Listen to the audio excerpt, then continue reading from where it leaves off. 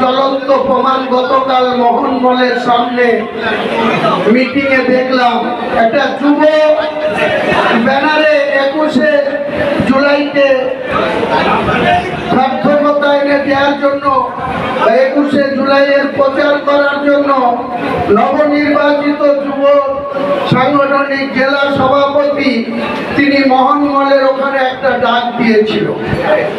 কোথাকারও মাদারের সভাপতি সেখানে যায়নি, একমাত্র ওই জেলার যুব সভাপতি এবং মাদারের সভাপতি শুধুমাত্র তাদের কলকাঠি নাড়ার জন্য এখানকার দুজন মাদারের সভাপতি সেখানে গিয়ে দাঁড়িয়ে বসে আছে। গায়ে মানে না আপনি মরুন। আর এই জেলার নেতাদের আমি পরিষ্কার করে বলছি, শুধু 21শে জুলাই 2025 পার হোক, আগামী 15ই আগস্ট আসুক, সেদিন থেকে শুরু করব। এই জেলার দুজন সভাপতিকে পরিষ্কার বলছি, ভরতপুরে কলকাঠি নাড়া বন্ধ করুন। ভরতপুরে কলকাঠি নাড়া বন্ধ না করলে 15ই আগস্ট থেকে অফিসিয়ালি ঘোষণা করব, কাঁদিতে কলকাঠি আমি নাড়তে শুরু করব। বহরমপুরে কলকাঠি নাড়তে আমি শুরু করব। বেলডাঙ্গাতেও কলকাঠি নাড়তে আমি শুরু করব। রেজিনগরও কলকাঠি নাড়তে আমি শুরু করব। সেদিন আপনাদের ক্ষমতা হবে না আমার সাথে মোকাবেলা করা। আমি অনেক সহ্য করেছি, আর নয়।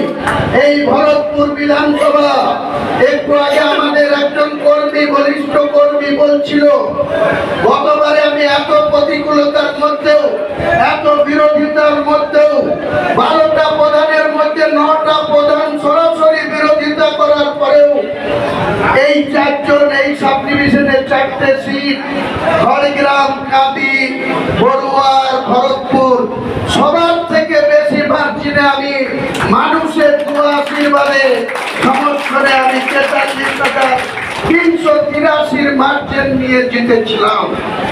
এবং সবার আগে আমার বেলা 2টোর মধ্যে কাউন্টিং থেকে রেজাল্ট ডিক্লেয়ার হয়েছিল। বড়ুয়ার তো রাত্রি 10টা লেগে গিয়েছিল, কাঁদির তো রাত্রি 8টা লেগে গিয়েছিল, খড়গ্রামেরও সন্ধ্যা 6টা বেজে গিয়েছিল। কিন্তু একই সময় গণনা শুরু হওয়ার পরেও বেলা 2টোর মধ্যে ভরতপুর বিধানসভার রেজাল্ট ইলেকশন কমিশনের পক্ষ থেকে ডিক্লেয়ার করে দেওয়া হয়েছিল।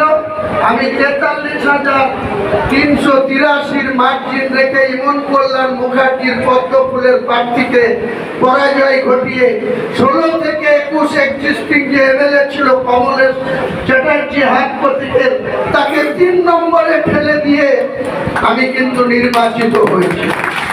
আগামী দিনে আমি এই সালারের মাটিতে দাঁড়িয়ে বলছি, ডান দিকে কালু ভাই আছে, আনিল আছে, সাধারণ অগণিত মানুষের সমর্থন নিয়ে চ্যালেঞ্জ থাকলো আমি মুর্শিদাবাদ জেলার তৃণমূলের প্রতীকে যতগুলো প্রার্থী কন্টেস্ট করবে সবার থেকে বেশি মার্জিন নিয়ে আবার মমতা বন্দ্যোপাধ্যায়ের হাতকে শক্তিশালী করার জন্য নির্বাচিত হয়ে কলকাতায় যাব, বিধানসভায় যাব।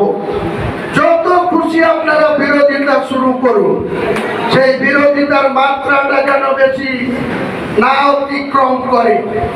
অতিক্রম করলে পরে তার পরিণতি কিন্তু খারাপ জায়গায় যাবে, সেটা আমি মনে প্রাণে চাই না। রাজনীতি করতে গিয়ে কাউকে খুন খারাপের মধ্যে আমি জড়াতে চাই না। আমি ন্যায়ের পক্ষ থেকে রাজনীতি করে এসেছি। 43 বছরের রাজনৈতিক জীবনে 30 বছর কংগ্রেস করেছি, বাকি জীবনটা এলোমেলো ভাবে চলেছে।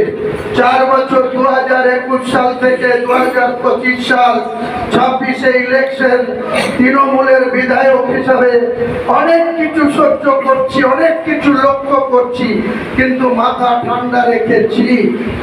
যদি মাথা ঠান্ডা না রাখি তাহলে সাঁইথিয়ার মতো ঘটনা ঘটবে, ভাঙড়ের মতো ঘটনা ঘটবে। আমি আগাম বলে দিচ্ছি, এই জেলার নেতাদের সংযত থাকুন। সংযত না থাকলে তার পরিণতি কিন্তু খুব খারাপ জায়গায় যাবে। কারণ আমাদের পিছনে লাগতে আসবেন না, আমরা কারো পিছনে লাগতে যাই না। আজকে আমাদের খারাপ লাগে যে রাজনীতি করতে গিয়ে অঞ্চল সভাপতির নেতৃত্ব দিচ্ছে তারা আজকে রাতের অন্ধকারে কাউকে বাড়িতে ডেকে সাঁইথিয়া লাভপুর বিধানসভার অন্তর্গত পীযূষ ঘোষকে রাত্রি 12টার সময় ফোনে ডেকে তাকে খুন করে দাও। কেউ এই 21শে জুলাইকে সামনে রেখে মিটিং করছে, সেই রেজ্জাক খাঁ তাকেও ওখানে মরতে হচ্ছে। মরছে কে? তৃণমূল। মারছে কে? তৃণমূল। আমি সংযত করছি এই জেলার নেতৃত্বদেরকে, আগুন নিয়ে খেলবেন না। আগুন নিয়ে খেললে সেই আগুনেই আপনাকে পুড়ে মরতে হবে। হুমায়ুন কবির যদি কোনো পাপ কাজ করে, হুমায়ুন কবিরকেও সেই পাপের শাস্তি পেতে হবে। আমি অন্যায় করি না, অন্যায়ের সঙ্গে কোনো কম্প্রোমাইজ করি না। আজকে সালারে দাঁড়িয়ে নতুন করে বলছে আমার চ্যালেঞ্জ, 2021-এ মমতা বন্দ্যোপাধ্যায় এখানে আমার নামটা শুধু ডিক্লেয়ার করেছিল। অনেক প্রতিকূলতা, অনেক বাধা অতিক্রম করে সাধারণ মানুষ আমাকে ভালোবেসে দয়া করে আপনারা আমাকে ভোট দিয়ে নির্বাচিত করেছিলেন। তারপরের থেকেও এখনো সেই লড়াই সংগ্রাম বিরোধিতার মধ্যে আমাদেরকে চলতে হচ্ছে। আমি 15ই আগস্ট পর্যন্ত সংযত থাকবো। 15ই পরে এই তৃণমূলের চূড়া ফুলের প্রতীক নিয়ে অল আউট লড়াইয়ে যাব। যদি জেলা সভাপতি কাটি থেকে ভরতপুরের নেতাদের অক্সিজেন দেয়, আমি গোটা জেলায় এর সংগঠনের বিরুদ্ধে অক্সিজেন যোগাবো। কাদের নিয়ে যোগাবো, তার পরিণতি কি হবে, তার জন্য তৈরি থেকো বন্ধু, তৈরি থেকো। আমার লড়াই করার অভ্যাস আছে। আমি লড়াই করে কি করে ময়দান থেকে জয়লাভ করতে হয় আমি জানি। আশ্চর্য হয়ে যায়।